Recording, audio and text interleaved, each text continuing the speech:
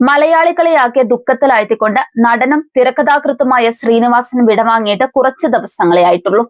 ജീവിതഗന്ധിയായ നിരവധി കഥകൾ മലയാള സിനിമയ്ക്ക് സമ്മാനിച്ച അതുല്യ പ്രതിഭയുടെ വിയോഗം ഏവരെയും ഏറെ വേദനിപ്പിച്ച ഒന്നാണ്.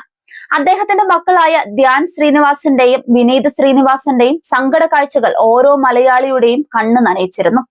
ആ ദുഃഖത്തിൽ പങ്കുചേരാനായി സിനിമാ ലോകത്തെ നിരവധി താരങ്ങളും അണിയറ പ്രവർത്തകരും അദ്ദേഹത്തിന്റെ വസതിയിലെത്തി അന്തിമോപചാരം അർപ്പിച്ചു. മലയാളികളുടെ ഹൃദയത്തിൽ എന്നും നിറഞ്ഞു നിൽക്കുന്ന ആ അതുല്യ കലാകാരന് കണ്ണീരോടെ വിട നൽകിയിരിക്കുകയാണ് ചലച്ചിത്ര ലോകം. ദുഃഖാചാരണത്തിനിടയിലും ശ്രീനിവാസന്റെ അന്ത്യകർമ്മങ്ങൾ ഒരു വലിയ വിവാദത്തിനാണ് തിരികൊളുത്തിയത്. പാലക്കാട് മുതലമട കേന്ദ്രീകരിച്ച് പ്രവർത്തിക്കുന്ന സുനിൽ സ്വാമി എന്നറിയപ്പെടുന്ന വ്യക്തിയാണ് കുടുംബാംഗങ്ങളുടെയോ ചലച്ചിത്ര പ്രവർത്തകരുടെയോ അനുമതിയില്ലാതെ അന്ത്യകർമ്മങ്ങളുടെ ചുമതല സ്വയം ഏറ്റെടുത്ത് ചടങ്ങിലേക്ക് ഇടിച്ചു കയറിയത്. മാധ്യമങ്ങളുടെയും വിശിഷ്ടാതിഥികളുടെയും സാന്നിധ്യം മുതലെടുത്ത് കുടുംബത്തിന് നോ പറയാൻ കഴിയാത്ത സാഹചര്യം സൃഷ്ടിച്ചാണ് ഇയാൾ ഈ മുതലെടുപ്പ് നടത്തിയതെന്നാണ് പ്രധാന ആരോപണം. പ്രശസ്തരായ വ്യക്തികൾ മരണപ്പെടുമ്പോൾ ഓടിയെത്തി ചടങ്ങുകളിൽ മുൻപന്തിയിൽ നിന്ന് മൈലേജ് ഉണ്ടാക്കുന്നത് ഇയാളുടെ സ്ഥിരം രീതിയാണെന്നും പറയപ്പെടുന്നുണ്ട്.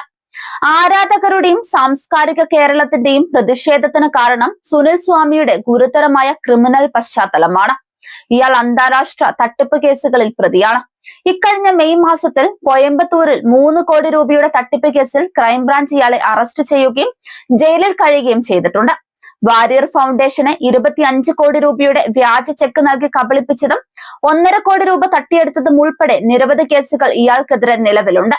കൂടാതെ RBIയിൽ നിന്ന് 3000 കോടി രൂപ തനിക്ക് അനുവദിച്ചിട്ടുണ്ടെന്ന് വിശ്വസിപ്പിച്ച് പലരിൽ നിന്നും കോടികൾ തട്ടിയെടുക്കുന്നതായിരുന്നു ഇയാളുടെ പ്രധാന തട്ടിപ്പ് രീതി.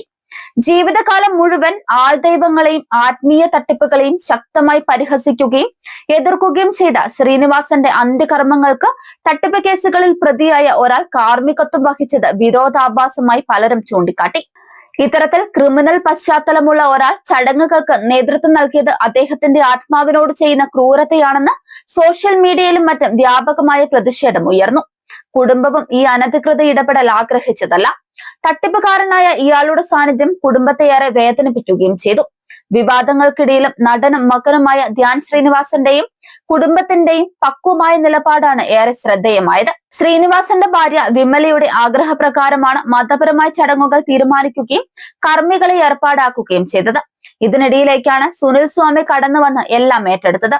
അച്ഛന്റെ വിയോഗത്തിൽ തകർന്നിരിക്കുന്ന അമ്മയെ ചേർത്ത് പിടിച്ച് ആശ്വസിപ്പിക്കുന്ന ധ്യാനിന്റെ ദൃശ്യങ്ങൾ മലയാളികളുടെ കണ്ണു നിറയിച്ചതായിരുന്നു.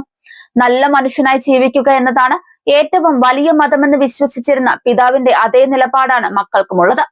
അന്ത്യകർമ്മങ്ങൾ ഉണ്ടെങ്കിലും ഇല്ലെങ്കിലും തങ്ങൾ അച്ഛന് വിട നൽകുന്നത് ഹൃദയത്തിൽ നിന്നാണെന്നും ചടങ്ങുകളേക്കാൾ അച്ഛൻ പുലർത്തിയ ആദർശങ്ങൾക്കാണ് പ്രാധാന്യം നൽകുന്നതെന്നുമാണ് ധ്യാൻ വിശ്വസിച്ചത്. അന്ത്യകർമ്മങ്ങൾക്കിടയിൽ ഒരു തർക്കത്തിന് മുതിരാതെ വിവാദങ്ങൾ ഒഴിവാക്കി അച്ഛന് അർഹമായ യാത്രാമൊഴി നൽകുന്നതിലായിരുന്നു ധ്യാനിന്റെയും വിനീതിന്റെയും കുടുംബത്തിന്റെയും ശ്രദ്ധ. ആൾദൈവങ്ങളുടെ പൊള്ളത്തരം തുറന്നു കാട്ടിയ അച്ഛന്റെ മകൻ എന്ന നിലയിൽ ഇത്തരം ബാഹ്യ പ്രകടനങ്ങളല്ല, മറിച്ച് അച്ഛൻ പകർന്നു നൽകിയ നന്മയാണ് വലുതെന്ന് ധ്യാൻ തന്റെ പ്രവൃത്തിയിലൂടെ കാണിച്ചു നൽകി.